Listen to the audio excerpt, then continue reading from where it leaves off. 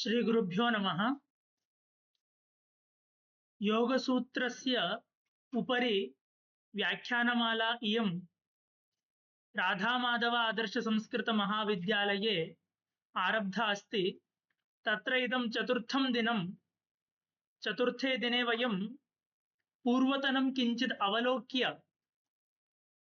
प्रमाणस्य विषये वयम् अद्य पश्यामः।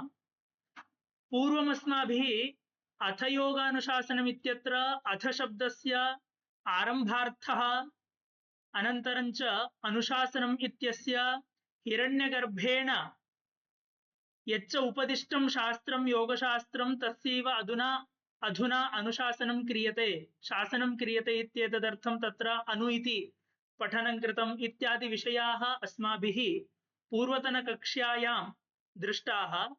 किञ्च योगस्य लक्षणम् अपि दृष्टं, चित्तवृत्तिनिरोधः इति। तत्रापि योगः द्विविधः, संप्रज्ञात योगः असंप्रज्ञात योगः इति। तयोः द्वयोः योगयोः सामान्यमिदं लक्षणं चित्तवृत्तिनिरोधः इति। तत्र संप्रज्ञातसमाधिर्नाम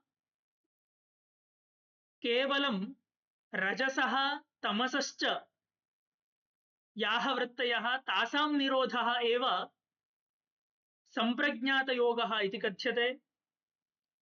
सत्त्वरजस्तमो गुणानां त्रयाणामपि गुणानां यत्र निरोधः भवति सः भवति चित्तवृत्तिनिरोधः असंप्रज्ञातयोगः इति। एवं द्वयोः योगयोः अपि सामान्यं लक्षणं भवति चित्तवृत्तिनिरोधः इति। चित्तं नाम मनः, चित्तं तु चेतो हृदयं स्वान्तं हृन्मानसं मनः इति अमरकोशः। एवं योगस्य लक्षणं च दृष्ट्वा अस्माभिः ततः एतासु वृत्तिषु नाम चित्तभूमिषु यः न वर्तते सः कुत्र तिष्ठति इति प्रश्ने कृते तदानीम् उत्तरं दत्तं स्वरूपे एव अवस्थानम् इति तस्य। एवं इतोपि चर्चायां क्रियमाणायां यः तावत् योगे नास्ति, नाम संप्रज्ञातयोगे वा असंप्रज्ञातयोगे वा नास्ति, सः पुरुषः कुत्र भवति अथवा तस्य पुरुषस्य का अवस्था कथं भवति इति प्रश्ने कृते सः पुरुषः पञ्चसु वृत्तिषु भवति। काः ताः पञ्चवृत्तयः इति जिज्ञासायां सूत्राणि आरभ्यन्ते। वृत्तयः पञ्चतयः क्लिष्टाः अक्लिष्टाः प्रमाणविपर्ययविकल्पनिद्रा स्मृतयः प्रत्यक्षानुमानागमाः प्रमाणानि इत्येवं रूपेण तत्र सूत्राणि आरभ्यन्ते। तत्र वृत्तयः ये अत्र पञ्च उक्ताः सन्ति प्रमाणविपर्ययविकल्पनिद्रा स्मृतयः इति, ते पञ्चवृत्तयः क्लिष्टाः अपि भवितुमर्हन्ति, अक्लिष्टाः अपि भवितुमर्हन्ति। तत्र प्रथमा वृत्तिः अस्ति प्रमाणमिति। तद्विषये अधुना पश्यामः। दर्शनेषु, आस्तिक षड्दर्शनेषु द्वयोः दर्शनयोः एकं युगलं कर्तुं शक्यते साम्यवशात्। एवमेव योगशास्त्रस्य, योगदर्शनस्य, सांख्यदर्शनस्य च साम्यवशात् तयोः एकं युगलं कर्तुं शक्यते। तस्माद् एव कदाचित् सांख्ययोगौ इत्येव प्रसिद्धं, कदाचित् विश्वविद्यालयेषु अपि योगः इति एकम् एव डिपार्ट्मेंट् भवति इत्यपेक्षया सांख्ययोग डिपार्ट्मेंट् एव भवति। एवं सांख्ययोगौ इति एकं युगलं। तत्र किं साम्यं भवितुमर्हति इति पृष्टे तत्र प्रमाणविषयेपि भवितुमर्हति, तत्त्वानां विषयेपि भवितुमर्हति। तत्र प्रमाणानि तावत् योगे अपि त्रीणि प्रमाणानि, प्रत्यक्षानुमानागमाः प्रमाणानि, एवं सांख्ये अपि प्रत्यक्ष अनुमान आगमाः इत्येवं प्रमाणानि। किंच तत्त्वानि अपि सांख्ये 25 तत्त्वानि वर्तन्ते, परन्तु योगशास्त्रे एकं तत्त्वम् अधिकम्, ईश्वर तत्त्वम् एकं योगशास्त्रे अधिकं भवति। तस्मात् सेश्वर सांख्याः निरीश्वर सांख्याः इति भेदेनापि सांख्ययोग शास्त्रं कथ्यते।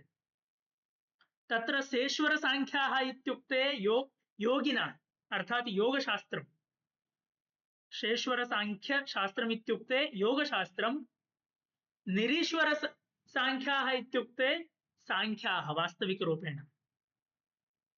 एवं रूपेण साम्यवशात् अत्र द्वयोः दर्शनयोः एकं युगलं कृतं। तस्मात् कारणात् सांख्ये यथा प्रमाणस्य विचारः प्रवर्तते तद्वदेव योगशास्त्रेऽपि प्रमाणविचारः प्रवर्तते। तर्हि प्रमाणं कतिविधम्? प्रत्यक्ष अनुमान आगमाः इति त्रीणि प्रमाणानि। तत्र प्रत्यक्षं नाम किम्? दृष्टम् इति शब्देन सांख्ययोगयोः शास्त्रयोः मध्ये उच्यते दृष्टम्। दृष्टम् एव प्रत्यक्षम् इति कथ्यते। दृष्टम् नाम किम्? चक्षुषा इन्द्रियेण यस्य कस्यचित् पदार्थस्य सन्निकर्षो जायते चेत् सः पदार्थस्तत्र प्रत्यक्षः इति व्यवहारः। तर्हि प्रत्यक्षम् इति प्रमाणं नाम किम्? यत्र इन्द्रियार्थ सन्निकर्षो जायते सः विषयः प्रत्यक्षः।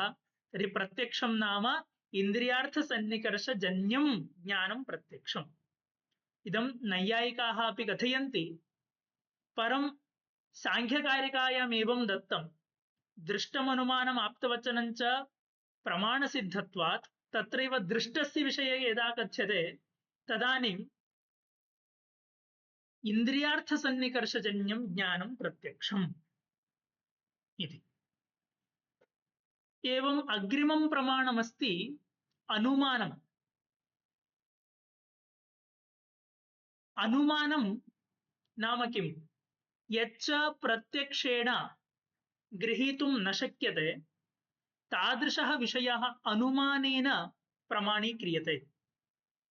उदाहरणार्थं पश्यामः, दूरे कश्चन पर्वतः अस्ति,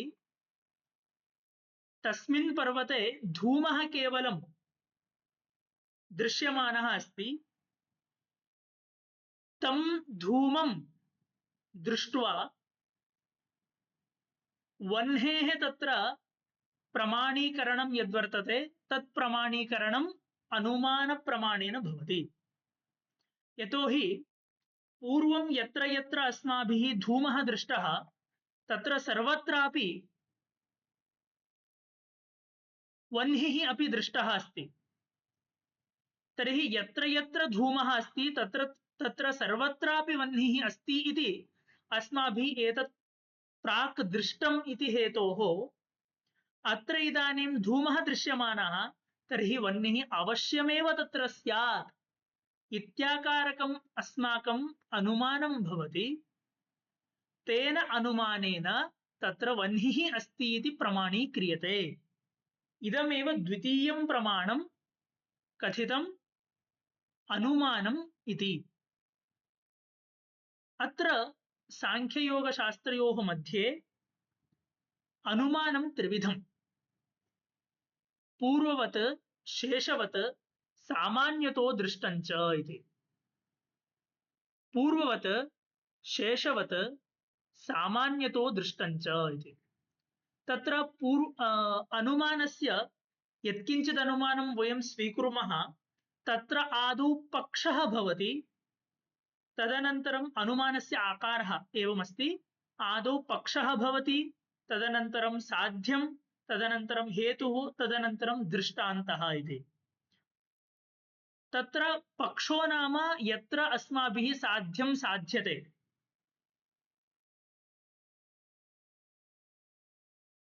साध्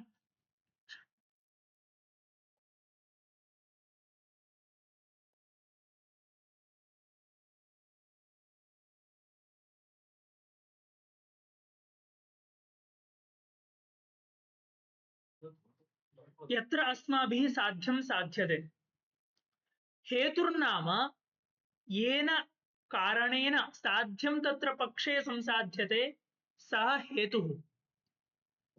एवं रूपेण अत्र पक्षः साध्यं हेतुः इति अनुमाने विषयाः भवन्ति। अत्र पूर्ववत् शेषवत् सामान्यतो दृष्टञ्च इति त्रिविधम् अनुमानं सांख्ये योगे च कथितं। पूर्ववत् इत्यस्य किम्? एकम् उदाहरणमस्ति। अयं प्रदेशः भविष्यत्कालीन वृष्टिमान् मेघवत्वात् इति।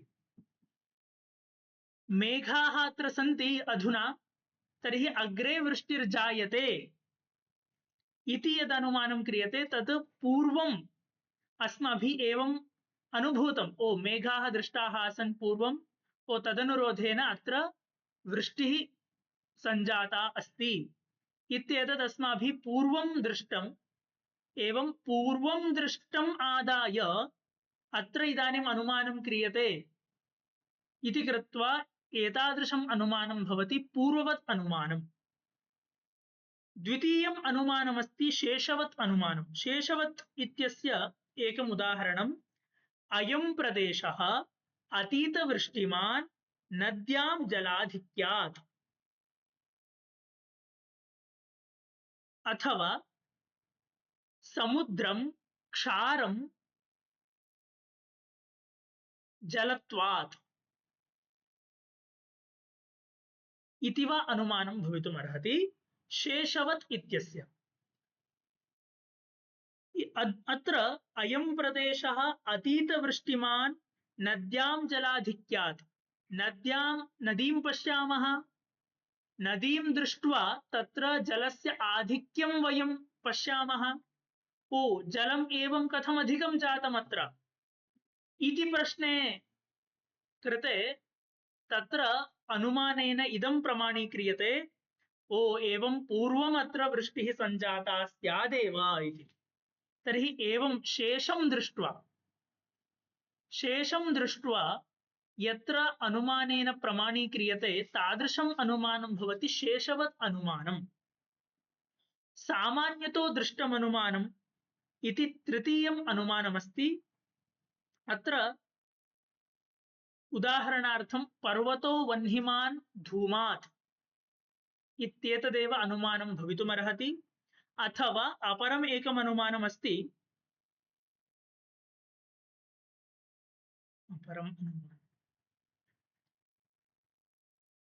यथा मदीया गत्या चन्द्रादीनां गतिमत्वानुमानम् इति।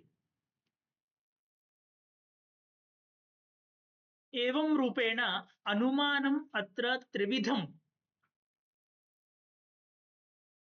व्याख्यातम्। प्रत्यक्षम् इति प्रमाणम्, अनुमानम् इति प्रमाणं सञ्जातम्। अधुना आगमः इति। आगमः इत्युक्ते शब्दप्रमाणम् इत्यर्थः। शब्दप्रमाणम् इत्यस्य उदाहरणम् एवं भवति। श्रुतिप्रमाणम् इत्युक्तेपि शब्दप्रमाणे एव तस्यापि अन्तर्भावः। येन केनचित् पुरुषेण उच्यते कश्चन शब्दः, तेन शब्देन मम कृते किञ्चित् ज्ञानं जायते इत्युक्ते तत् ज्ञानं केन प्रमाणेन सञ्जातं? शब्दप्रमाणेन सञ्जातम्। उदाहरणार्थं कश्चित् कथयति पुरुषः, नद्यास्तीरे पञ्चफलानि सन्ति इति। तर्हि तत् श्रुत्वा अहं तत्र गत्वा नद्याः तीरे पञ्चफलानि प्राप्नोमि। तर्हि तत्र नद्याः तीरे पञ्चफलानि सन्ति इति कथं वा मया ज्ञातम् इति चेत् तत्र भवति शब्दप्रमाणं। शब्देन मया ज्ञातम्। अत्र विशेषांशः द्रष्टव्यः। शब्दप्रमाणेन शाब्दज्ञानमेव भवति इत्यपेक्षया शब्दप्रमाणेन प्रत्यक्षम् अपि प्रमा भवितुमर्हति। कदाचित् कलाशालातः बहिर् गच्छामः, तत्र अध्यापकः कथयति छात्रान् अथवा एकं छात्रं कथयति, भोः सर्वेपि सन्ति वा इति पश्यतु। तदानीं सः गणयति सर्वान्, स्वं त्यक्त्वा सर्वान् गणयति। तदा सति तत्र 9 एव प्राप्नुवन्ति, आहत्य 10 छात्राः भवेयुः, परन्तु 9 एव संख्याकाः सन्ति इति कथयति। कथं भोः, कः सः अत्र न वर्तते इत्येवम् अन्वेष्यमाणे तदा अवगम्यते स्वं त्यक्त्वा सः गणितवान् इति। तदानीं कश्चन कथयति, भोः दशमस्त्वमसि इति, भोः दशमः भवानेव अस्ति खलु इति।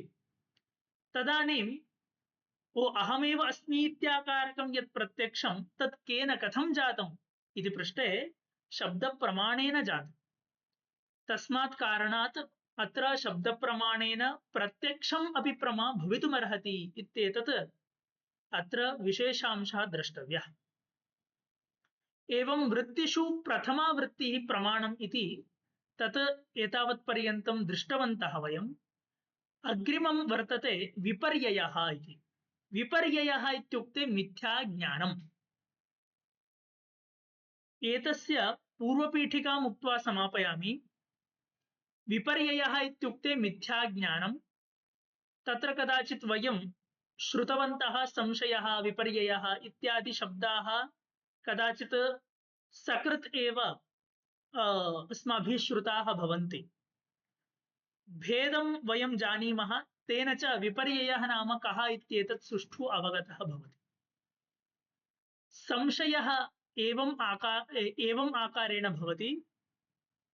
संशयो नाम सः स्थाणुर्वा पुरुषो वा इत्याकारकः। नाम स्थाणुः इत्यपि अस्माकं मनसि नास्ति, अथवा पुरुषः अस्ति इत्याकारकः अपि भावः अस्माकं मनसि नास्ति। अस्माकं मनसि किमस्ति? केवलं स्थाणुर्वा स्यात् अथवा पुरुषो वा स्यात्, उभयोर्मध्ये यत्किञ्चिदपि स्यात् इत्याकारकः भावः अस्ति चेत् सः संशयः। तत्र वास्तविकरूपेण स्थाणुरेव अस्ति, परन्तु अस्माकं मनसि निश्चयः एव जातः अस्ति पुरुषः इति। तर्हि एतादृशः भावः अस्ति चेत् सः एव विपर्ययः, मिथ्याज्ञानं विपर्ययः। उदाहरणार्थं रज्जुसर्पदृष्टान्तः। रज्जुः अस्ति, परन्तु तत्र वयं किं गृहीतवन्तः? सर्पं गृहीतवन्तः। तर्हि सर्पस्य ग्रहणं यद्वर्तते सः एव मिथ्याज्ञानं विपर्ययः इति उच्यते। प्रकृते योगे तस्य सम्बन्धः कथमस्ति? विपर्ययस्य वृत्तेः कथं वा अत्र सम्बन्धः योगे, अनन्तरं प्रमाणस्य च कथं वा सम्बन्धः, अग्रिमानां वृत्तीनां कथं वा सम्बन्धः योगे इत्यादि विषयान् वयम् अग्रिमव्याख्याने वयं पश्यामः। अधुना एतस्य व्याख्यानस्य परिसमाप्तिं करिष्यामि। नमस्ते, धन्यवादाः।